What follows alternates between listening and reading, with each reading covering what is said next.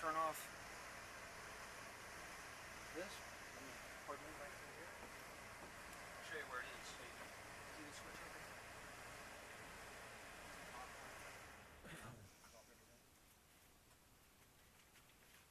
Okay. Perfect. I'll mark it. And just tell us who you are. Al Krueger. Yeah. As soon as I mark Okay. it, you just start telling us who you are and Okay. all about yourself, and then go right into your stories. All right, I'll do it. Okay. My name is Al Krueger, skydiver. Spent probably 43 years in the sport as an active skydiver. I heard about the possibility of jumping out of an airplane from an Army recruiter after I got my draft notice. This is back in the 60s.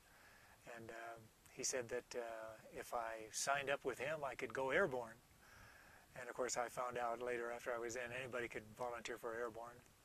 So I went through the basic and AIT that everybody does in the Army, and got to jump school in October of 1964 and made my first static line jump at taxpayers' expense.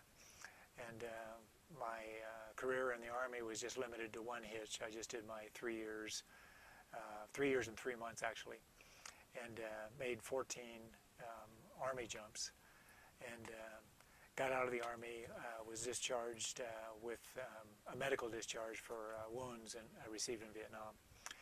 And so now I'm home, and it's late '67, and my brother, while I was in the military, had started skydiving. And I thought, oh, that sounds cool. What do you do? He says, well, you just go out to Elsinore and you pay your money and you jump. I said, oh, I'd like to watch that. And so I went out with him in his van to Elsinore to watch him jump. And the furthest thing from my mind was for me to make another jump. I was done with jumping as I understood it, because jumping in the military with all the equipment, all the jumps were at night. It was a pretty frightening experience each time. So coming to civilian drop zone to make a jump was very foreign to me. I really just came to watch Bud jump. So I'm there about a half a day when one of the jump masters comes up and says, so, are you ready to take the first jump course? And I said something silly like, well, can I? I was kind of hoping he'd say no, because I have a hook. It's probably going to be dangerous. This doesn't seem like me. And he goes, let's try something. Come with me. And this was Bill Edwards, along with his cohort in crime, TC. And they took me over to the harness and hooked me up in a harness, a suspended harness, and had me throw reserves and in the direction of the turn, both ways.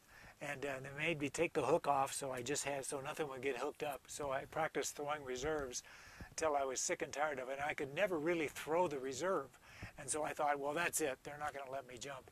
And Bill Edwards, as we're walking out of the pit, this was the old Elsinore pit, he said, you'll be fine.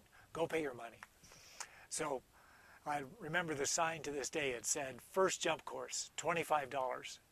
Ex-airborne, $22.50. Hey, I was ex-airborne, so I paid my $22.50, and the rest is history. We went up and did the static line out of the Cessna. That was back in the days, of course, of round parachutes. Nobody had heard about ram airs or wings or any of that. So it was all gutter gear, old military rounds. And so that was my first jump. It took me about a month and a half to get up enough nerve to come back for my second one. And I think at the end of the first year, I barely had 80 jumps. It was like each time it was way too exciting. But I will say one thing about those times was there's some credibility, a little jump aircraft taking off. Back in those days, coming back as a Vietnam veteran was not always a happy experience, and people were not as accepting. The comments, a couple of the comments I heard during the time was, did you kill babies, did you do drugs, all that. I'm one of the few children of the 60s that has never done drugs, so they were misdirected.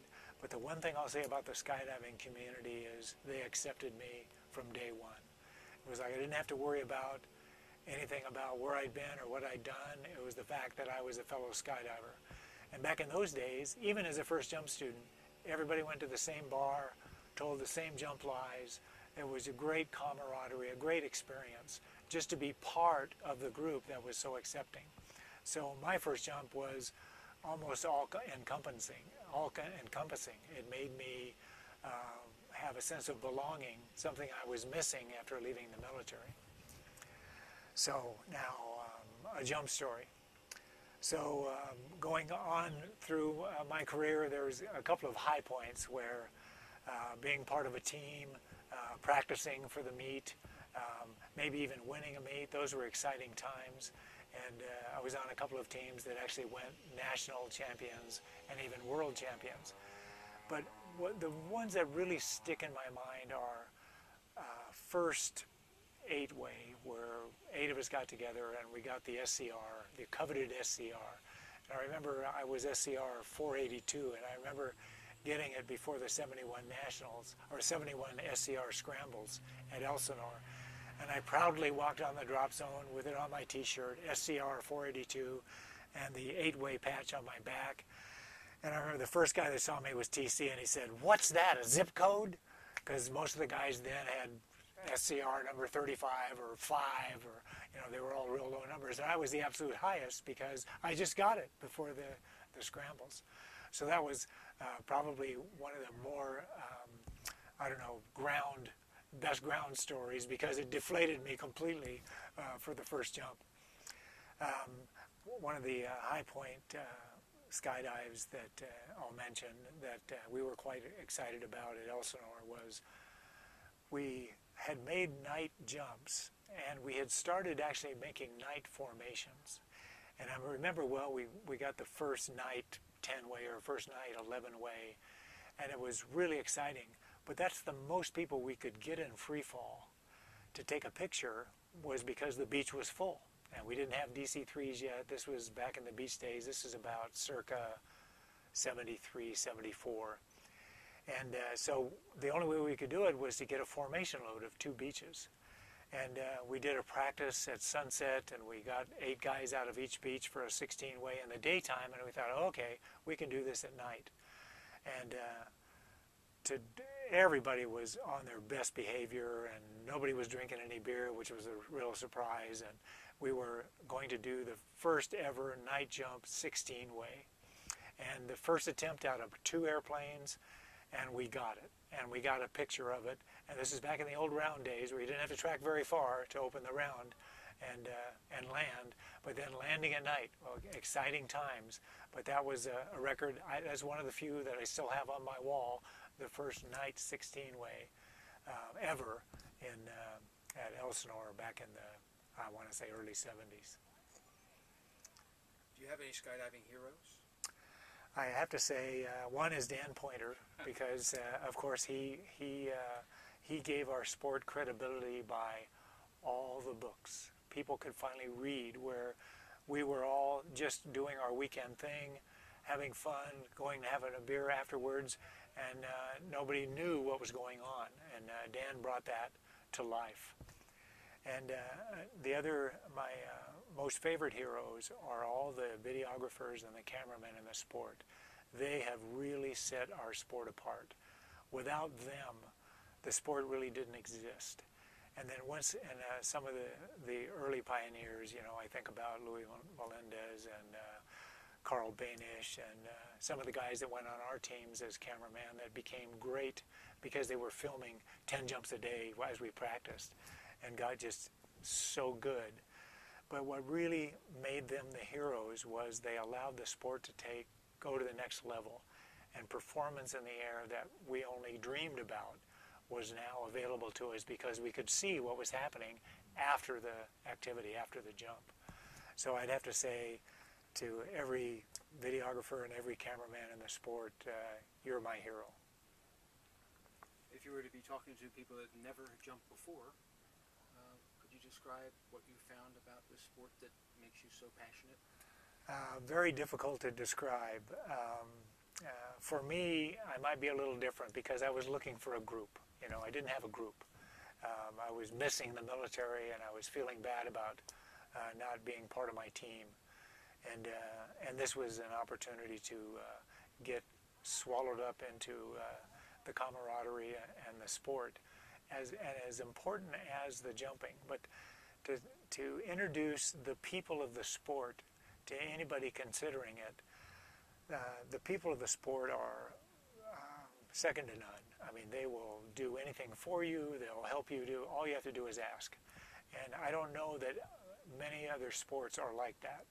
If you go to the current world champion of skydiving in whatever discipline, and you're a newbie, and you go up and say, hey, can you help me? You don't even finish the sentence, then the guy says, how can I help? I don't know many sports that have that level of commitment from the best to the newest. So I would say that to somebody considering the sport. Also, I laughingly like to say is as you enter the sport, start with your second one because the first one scares the hell out of you. But all kidding aside, the new introduction to the sport, the tandem introduction, you actually get the true sensation of exiting an airplane and experiencing a free fall and the wonderful soft landing, and for 20 minutes of getting on the airplane, going up in the air, coming down and landing. It's an experience you'll never forget, and you'll be happy you did it for the rest of your life. Even if you don't ever make another skydive, that one skydive is going to do it for you. And who knows, you may want to come back and make a second one, because it is great fun. And I think it's something, the statistics are ridiculous. Don't quote me, but I think there's something like 1 in 10 of us makes it to the 10th jump, and 1 in 100 makes it to the 100th jump. I mean, it's ridiculous the amount of people that fall by the wayside. But the nice part about today's sport is you walk away with this nice, wonderful feeling that you did something that you never would have thought you could pull it off, and you feel really good about it. And that would be my introduction to anybody considering the sport. Is it possible, Al, do you think, to maybe talk to skydivers and convince them that they should be interviewed?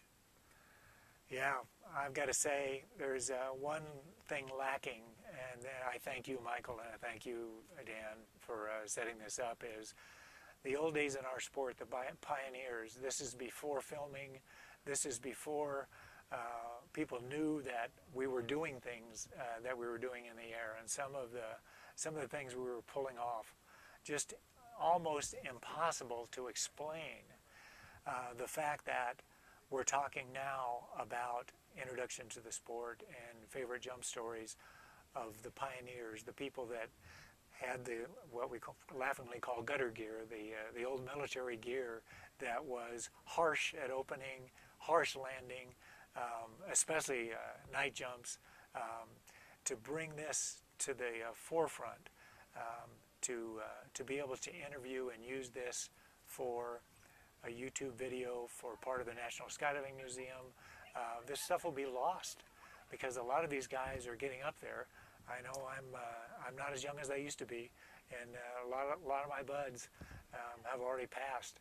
So this is your opportunity if you're a skydiver, especially if you got something that you can add to the sport that would make our history pop for those people joining or going through the museum. That would be awesome. What's the craziest thing you ever did or saw happen while skydiving? Yeah, some of the crazy things. Back in the old days, we used to think, because I'm ex-military, all my jumps after jump school were done at 800 feet at night. So I came into the sport surprised that we went to 3,000 feet for the first clear and pull. And what was the reason for pulling that high? I couldn't understand. And most of my early years in the sport, well, everybody's it was about the free fall. It was about relative work, formation skydiving as we know it today. And why, if free fall was where it was at and the relative work one to the other was the excitement, why leave and open the parachute higher than 1,000 feet? I mean, they let the regular jumpers out at 1,200 feet in the military, and all the night jumps, military operational jumps are done at 400 feet. There's no real reason to open much higher than 1,000 feet. The difficulty was USPA had already taken a stand that 2,000 was the appropriate opening altitude. So a lot of the jumps back in those days were made with round parachutes, old military gear, but it was it was almost a sure thing that you were going to have a canopy out. This was before totals. This was the worst that would happen is you might have a partial May West, but very seldom you'd see a streamer. You never see it. So 1,000 feet was pretty normal. So it was almost a practice thing if there was nobody on the drop zone that was part of USPA, or if you were at a demo or at a meet, 1,000 feet was the normal opening altitude. But you say that to people today, they're going, "What, are you nuts?" And of course, later in the sport, when we came up with bags and ram airs and what they call high-speed malfunctions, all that went away. But back then, it was almost an accepted thing to go down to 1,000 feet. So craziest jump for me was we're jumping at the Colorado River. And the Colorado River, everybody knows water's soft compared to dirt. So we're over the river, so maybe we'll take it down instead of opening at 1,000, you know. And then, of course, there's all these people that don't normally see skydiving at the river. So let's take it on down to 500 feet. It just makes perfect sense.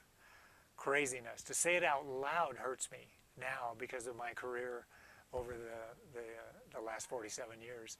But it was crazy, but it was like accepted. At least I'd be set up, even if I had high speed. I'd be set up and he'd hit feet first. That was the logic of a guy in his 20s. Yeah, pretty silly. I'd hate to have that shown to anybody. So erase that part. We'll close with maybe just mentioning clubs, teams, associations that you've been with, and what were they like? Yeah, the exciting part for I jumped at Elsinore